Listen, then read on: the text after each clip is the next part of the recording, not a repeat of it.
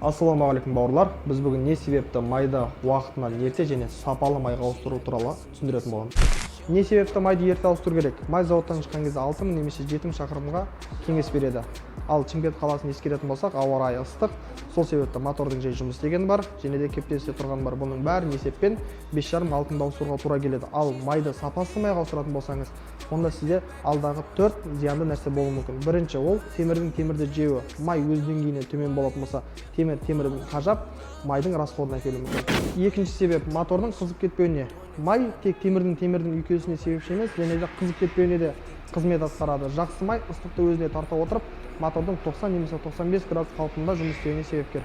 Үшінші себеп бензиннің көп жеуі. Май сапасы болатын болса, немесе ескертілген шақырымнан көп жүретін болсаңыз, мотор әдеттегіден гөрі ауыр жұмыс жасайды, ал бұл бензиннің расходына әкеліп соғады. Төртінші себеп артқы мұржаларынан лас түтіннің айдауы. Мотор дұрыс жасамаған кезде көк немесе лас түтін айдап қоршаған ортаны ластайтын боласыз. Сондықтан да құрметті бауырлар, майды уақытынан ерте және де сапалы майға ауыстырып үйреніңіздер. Рахмет, сіздермен бірге болған Абылайбек.